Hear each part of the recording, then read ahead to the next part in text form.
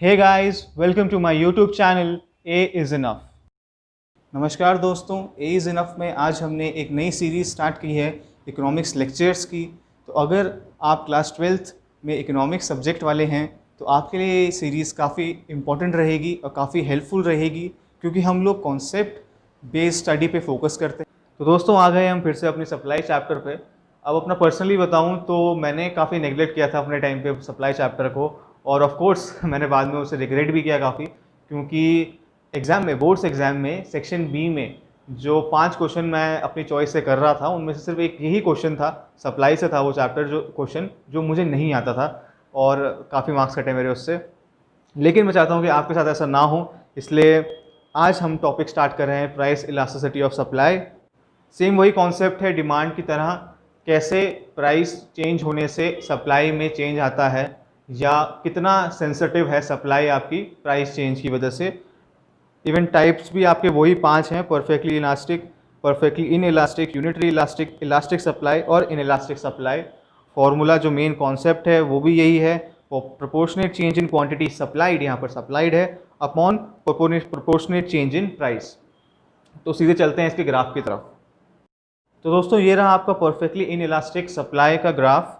इसमें क्या है, इसको हम इनफाइनाइट भी बोलते हैं। क्यों? क्योंकि थोड़े से प्राइस चेंज से इनफाइनाइट चेंज आ जाता है आपकी सप्लाई में। इसका मतलब क्या हुआ कि प्राइस पी पे आपकी सप्लाई जितनी है उतनी ही रहेगी, ये एस, और प्राइस इस और पी के ऊपर नीचे आप कुछ भी करो, सप्लाई ज़ीरो हो जाएगी बिल्कुल। मतलब प्राइस चेंज होने की वजह से इनफाइनाइट चेंज आ गया है का मतलब कि सप्लाई जो है वो बिल्कुल ज़ीरो हो जाएगी, चाहे वो कहीं पे भी हो। ये आ गया आपका परफेक्टली इन इलास्टिक सप्लाई का ग्राफ।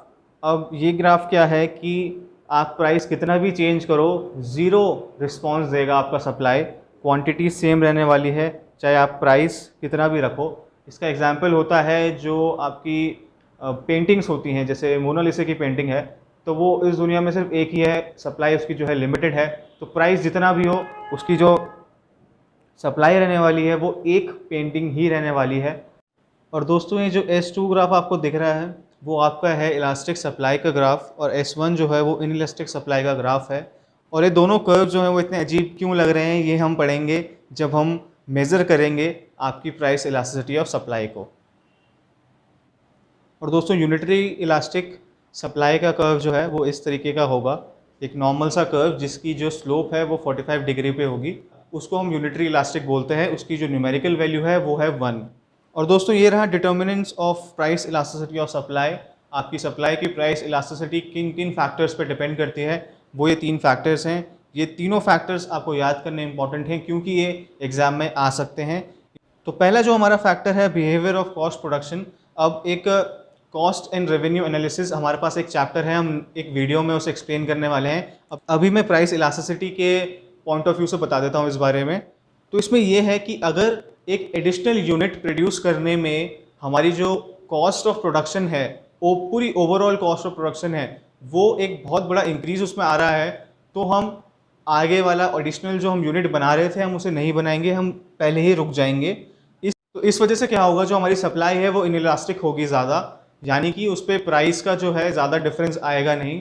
दूसरी तरफ अगर मेरे एडिशनल यूनिट बनाने से जो कॉस्ट ऑफ प्रोडक्शन है मेरी ओवरऑल वो कम होती है, तो हमारी जो सप्लाई होगी उस प्रोडक्ट की वो काफ़ी इलास्टिक होगी। दूसरी चीज़ आती है आपके टाइम एलिमेंट। तो टाइम एलिमेंट आपका प्राइस इलास्टिसिटी ऑफ डिमांड में भी एक डिटर्मिनेंट था, यहाँ पर भी है।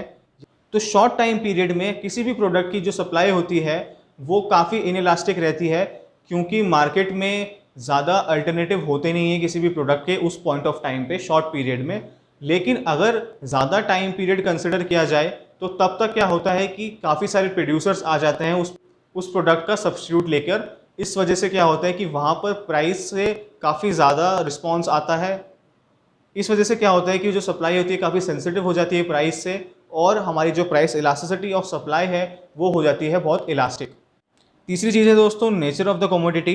नेचर ऑफ द कमोडिटी काफ़ी इंपॉर्टेंट है इलास्टिसिटी ऑफ सप्लाई के लिए। अब जो ड्यूरेबल प्रोडक्ट्स होते हैं उनकी सप्लाई काफ़ी इलास्टिक होती है, क्योंकि आप इनको काफ़ी टाइम तक स्टोर करके रख सकते हो, फिर जिस हिसाब से प्राइस बढ़े या घटेगी आप उस हिसाब से आप उन्हें मार्केट में लेके आ सकते हो। इस वजह से जो है आपकी प्राइस इलास्टिसिटी काफ़ी इलास्टिक रहती है। और दूसरी तरफ अगर हम बात करें नॉन ड्यूरेबल प्रोडक्ट्स की, जैसे कि हो गए आपके पेरिशेबल फूड आइटम्स, इनको आप क्योंकि स्टोर नहीं कर सकते ज़्यादा टाइम तक, इसलिए जितना भी आपने प्रोड्यूस किया है वो सारा आपको मार्केट में उतारना पड़ता है उस टाइम पे ही, नहीं तो काफ़ी वेस्ट हो जाएगा। और इस वजह से जो हमारी प्राइस इलास्टिसिटी होती है इन चीज़ों की, वो काफ़ी इनइलास्टिक होती है, क्योंकि आप प्राइस को देखते हुए अपनी सप्लाई बढ़ा या घटा नहीं सकते।